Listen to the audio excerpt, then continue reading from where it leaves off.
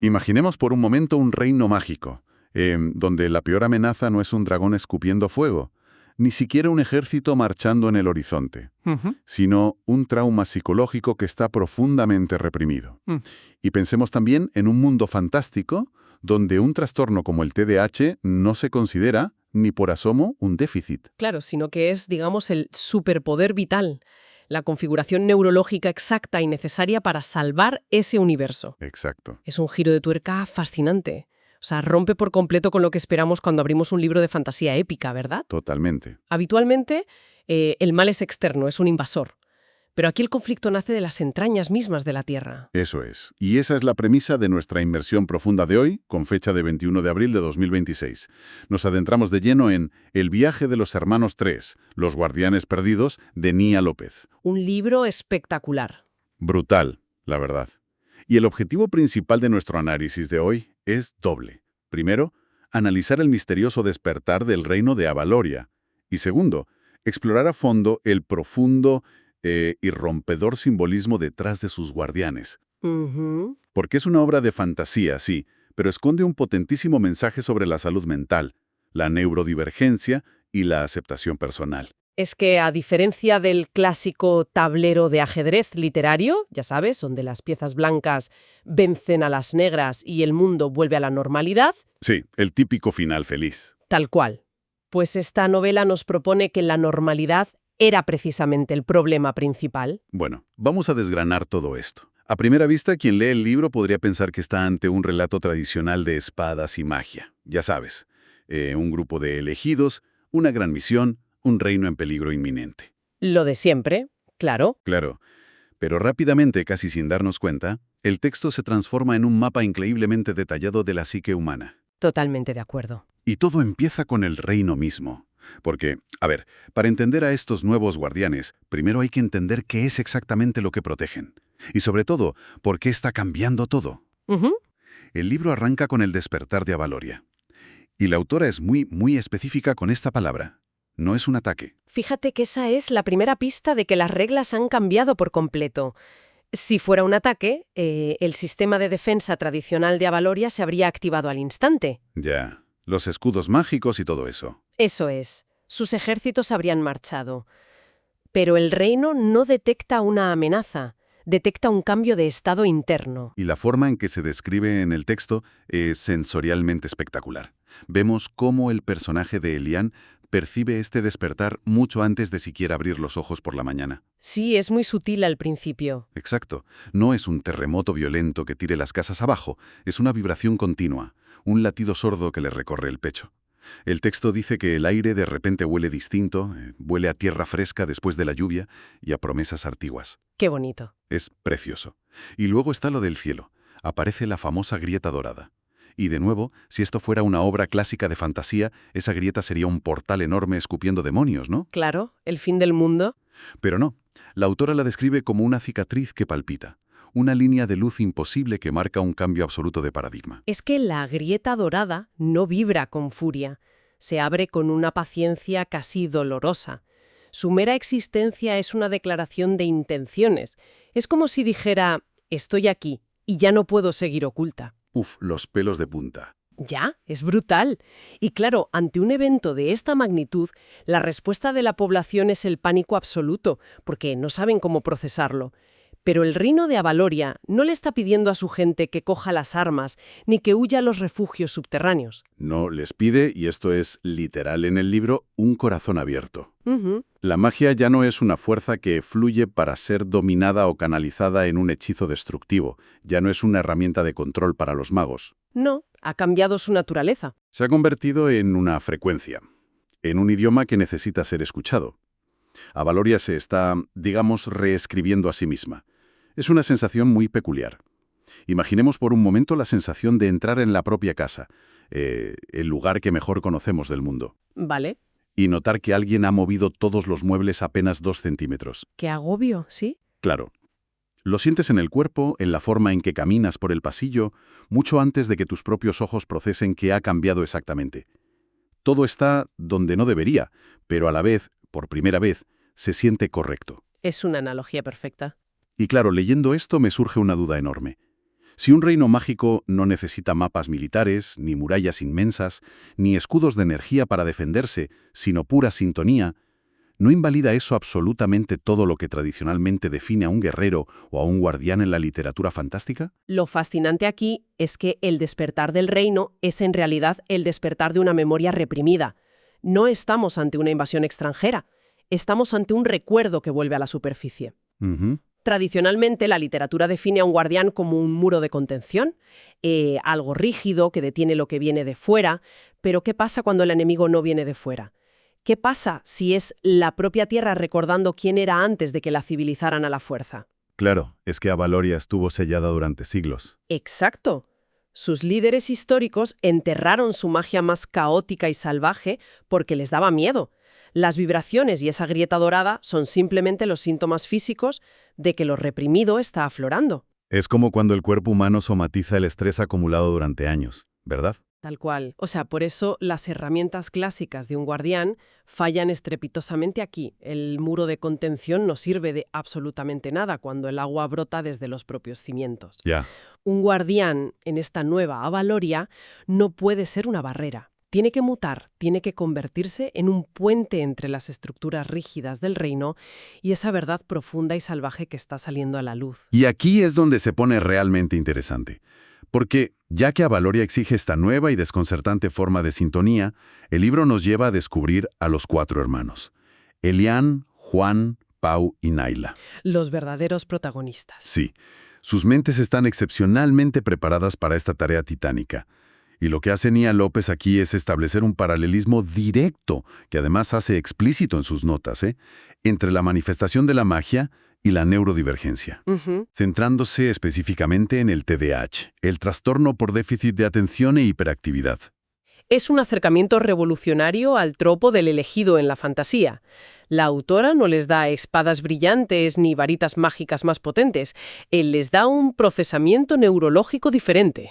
A ver, es que leo sobre el personaje de Poe y me resulta alucinante. El texto detalla que su mente va constantemente a 1000 por hora, mucho más rápido de lo que él mismo puede procesar de forma consciente. Sí, va revolucionado. Experimenta el entorno con una hipersensibilidad abrumadora.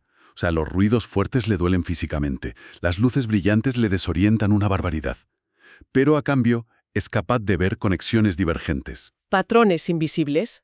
Así es. Pero luego el libro lo sitúa en la ciudad despejada. Y ahí hace algo muy extraño. ¿Cómo funciona exactamente su magia en ese entorno tan caótico? Pues mira, la ciudad despejada es, a nivel narrativo, un laberinto de realidades superpuestas. Son torres de cristal infinitas que reflejan docenas de líneas temporales a la vez. Es una locura visual. Un dolor de cabeza para cualquiera. Totalmente. Un cerebro neurotípico, o digamos un guardián tradicional, entraría ahí e intentaría filtrar el ruido por instinto. Intentaría encontrar el camino lógico y lineal del punto A al punto B. Y claro, chocaría contra un muro. Exacto. Se perdería irremediablemente porque la ciudad no es lineal. Pero el cerebro de Pau no filtra el ruido, lo absorbe todo simultáneamente. Su hiperfocalización y su pensamiento divergente no son un déficit en Avaloria, son la llave maestra. Uf, qué pasada. Él puede ver que el reflejo de una torre en un simple charco de agua no es una distorsión óptica, sino el verdadero camino a seguir. O sea que su supuesta incapacidad para ignorar los estímulos periféricos es literalmente lo que le salva la vida. Tal cual. La novela recontextualiza por completo el valor humano. Nos dice que Pau no tiene que curarse de nada, ni suprimir su naturaleza, ni encajar en el molde del guerrero estoico para ser útil. Su forma de pensar, que resulta caótica para los estándares antiguos, es precisamente la herramienta de decodificación que Avaloria necesita urgentemente ahora que sus propias leyes físicas están mutando. Es brutal. Es que es brutal. Y no es solo Pau. Tenemos a Naila, que exhibe una conexión emocional completamente desbordante. Frente a la famosa piedra luminosa, ella no intenta recitar un encantamiento arcano ni intelectualizar la magia en absoluto. No, ella se deja llevar. Simplemente se arrodilla y llora con ella. Y entra en una resonancia pura. Se comunica a través de la vulnerabilidad pura y dura, sin filtros. Y luego, por el lado contrario, tenemos a Elian. Ah, el pobre Elian. Elian es el estratega, ¿no? El hermano mayor hiperestructurado, muy metódico, aferrado siempre a su lógica impecable. y su arco narrativo es casi una tragedia de deconstrucción personal. Claro, es que para Elian el despertar de Avaloria es una pesadilla en vida. Él intenta usar su brújula mágica de toda la vida, sus mapas precisos, y se da cuenta de que la aguja gira sin ningún sentido. Y le frustra muchísimo. Lógico. Y no gira porque esté rota, sino porque el norte magnético del reino ya no es geográfico, se ha vuelto emocional. Tiene que soltar el control de una vez por todas. El libro dice textualmente que Elian debe permitirse convertirse en frecuencia compartida. Tiene que aceptar que no puede dirigir la magia a su antojo, solo puede dejarse atravesar por ella. Es difícil para alguien como él. Es una renuncia brutal al ego del guerrero clásico. A ver, basándonos en la dedicatoria del libro, queda clarísimo que la autora utiliza estos guardianes para validar plenamente la experiencia neurodivergente. Totalmente explícito. Es un mensaje que cala hondo. Quienes procesen el mundo de forma distinta, quienes sienten que siempre han estado fuera de los márgenes de la dichosa normalidad, resultan ser los más aptos para sanar un sistema cuando éste entra en una crisis estructural severa. Y esto nos lleva al siguiente punto clave de la trama. Porque, a ver, no basta con tener esa sensibilidad. Hay que usarla para mirar donde nadie más quiere mirar. Claro. Esa capacidad de percibir lo oculto guía a los hermanos directamente hacia las ruinas olvidadas. Y allí, lo que descubren no es un cofre con un tesoro, ni un arma legendaria para vencer al mal supremo. Descubren una verdad histórica tremendamente incómoda. Sí, descubren a los guardianes perdidos. Las leyendas del reino siempre decían que estos antiguos guardianes cometieron alta traición y fueron desterrados para siempre. Esa era la historia oficial, la que se enseñaba en las escuelas de magia de Avaloria a los niños. La versión de los vencedores, claro. Exacto. Pero la vibración de la grieta dorada les revela la cruda verdad. Nunca hubo ninguna traición. Fueron sellados. Las autoridades del pasado, los reyes de la época de la luz y el orden, encerraron a estos guardianes simplemente por miedo y por vergüenza. ¡Qué fuerte! Representaban la magia primordial, caótica, indomable, salvaje. Todo lo que no encajaba en la nueva imagen de un reino civilizado y perfecto. Así que, directamente, los borraron de la historia. Aquí presenciamos la encarnación más brillante del concepto de la sombra de Carl Jung, pero llevado magistralmente al terreno de la alta fantasía épica. Jung proponía que todo aquello que un individuo, o en este caso una sociedad entera, rechaza de sí mismo por considerarlo feo, inaceptable o doloroso, pues no se evapora en el aire. Ojalá, pero no. Ya, se reprime y se envía un inconsciente colectivo a la sombra. Y en Avaloria, esa sombra tiene una ubicación física muy real. Las ruinas olvidadas. Es como si decidieras construir una metrópolis moderna, súper brillante e impoluta, pavimentando por completo un río subterráneo de aguas bravas. Uf, mala idea. Al principio, claro, todo parece perfecto, las calles son rectas, los edificios son estables y nadie ve el agua de debajo. Todo el mundo finge que no existe. Pero esa corriente sigue fluyendo bajo el asfalto. Inevitablemente. La presión aumenta década tras década. Y lo que es peor, al no recibir la luz del sol, esa agua se estanca y se vuelve tóxica, corrompiéndose lentamente. Y llegará un día en que la presión será tan inmensa que el agua reventará el cemento desde abajo, destruyendo la ciudad entera en el proceso. Avaloria lleva siglos caminando sobre un río subterráneo a punto de estallar. Esa es la imagen exacta, me parece una analogía brillante. Y la toxicidad de ese estancamiento es precisamente lo que da origen a la figura más intimidante del libro. Ya te digo. Esto plantea una pregunta importante para quien profundice en la lectura.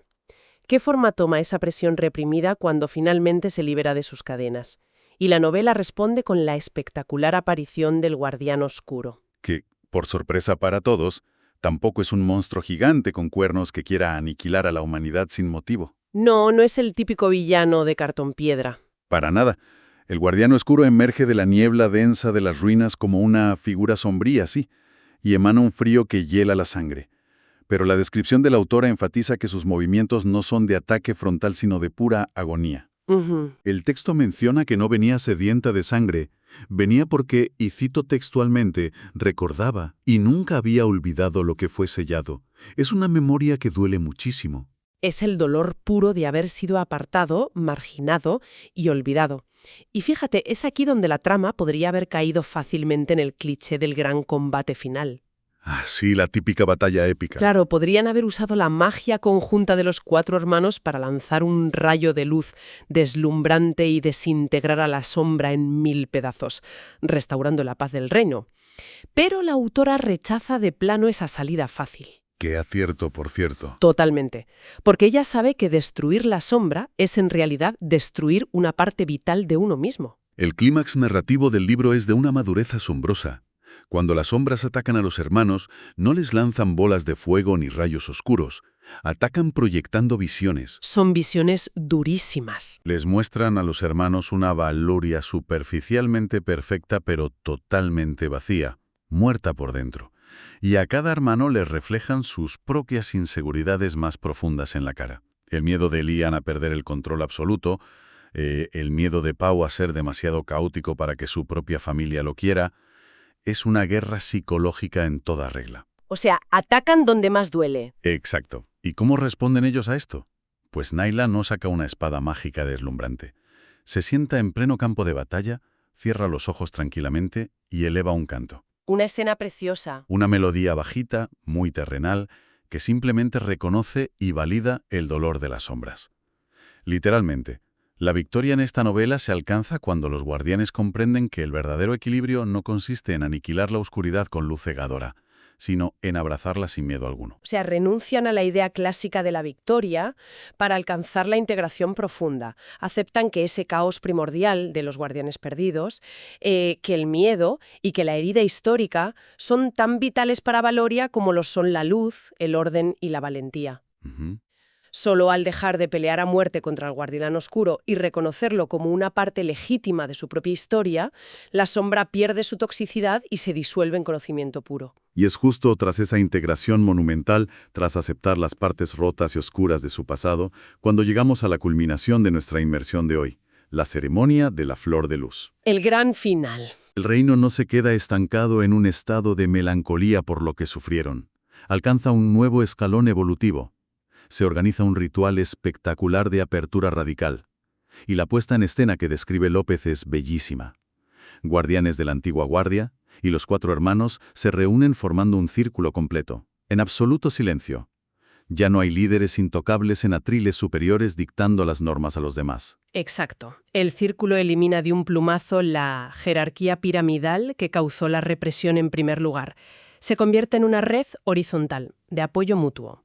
Y en el centro exacto de ese círculo, de la vieja piedra luminosa que antes solo emitía una luz blanca y rígida, brota una enorme flor de energía con 5 pétalos dorados. ¡Qué simbolismo más potente!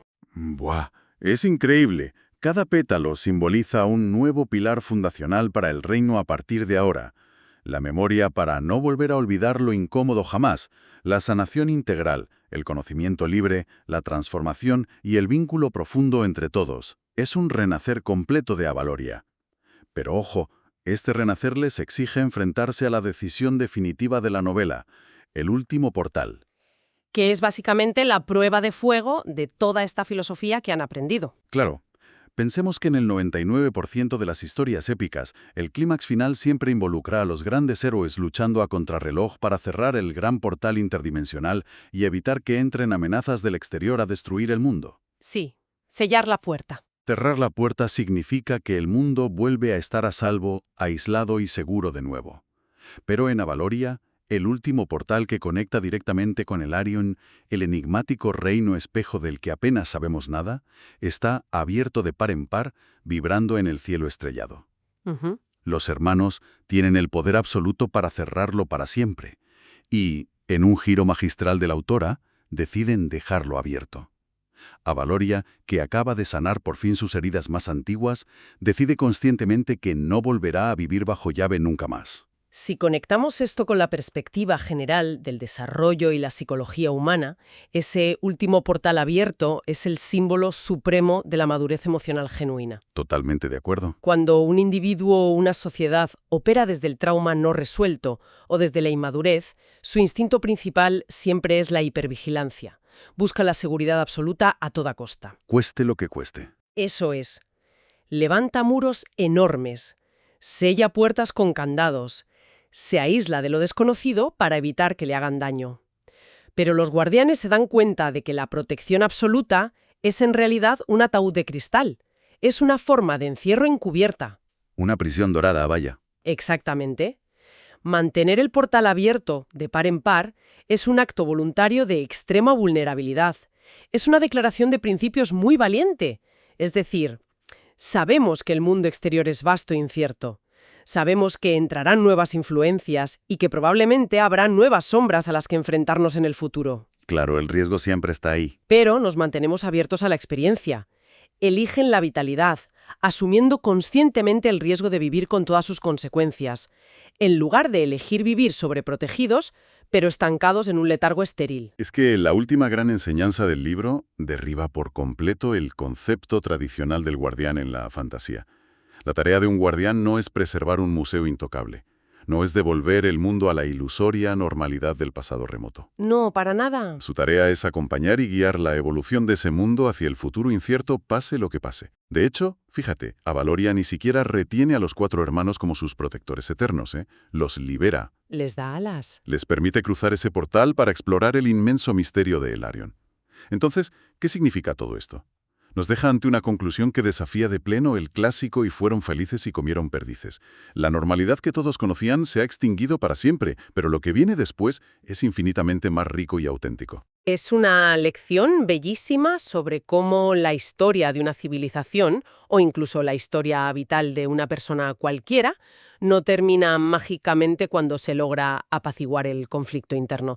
Termina, o más bien comienza de verdad, cuando se aprende a caminar de la mano con ese conflicto diario, con todas las puertas y ventanas abiertas de par en par, permitiendo que la corriente de aire renueve la casa por completo. Es un recorrido verdaderamente espectacular. A modo de resumen de todo este profundo análisis de hoy, hemos navegado por cómo el despertar de un reino fantástico sirve como un tapiz brillante para validar de forma radical la neurodivergencia, enseñándonos a todos que percibir el mundo fuera de la norma es literalmente una magia imprescindible. Hemos explorado la urgencia vital de descender a nuestras propias ruinas olvidadas para integrar nuestras sombras psicológicas en lugar de pavimentarlas con toneladas de cemento. Y finalmente, hemos contemplado el inmenso coraje que requiere mantener nuestros portales abiertos al vértigo de la evolución constante. Yo diría que es una obra que bajo el disfraz ameno de la fantasía épica nos entrega un manual brutal de empatía y de valentía psicológica. Completamente. Bueno, para concluir este análisis a fondo, nos gustaría dejar en el aire una última reflexión, una pequeña idea para masticar tranquilamente fuera de las páginas del libro. A ver. Si imaginamos por un momento que la mente humana es su propia versión en miniatura de Avaloria, un reino vasto, complejo y lleno de misterio, custodiado por diferentes fuerzas internas.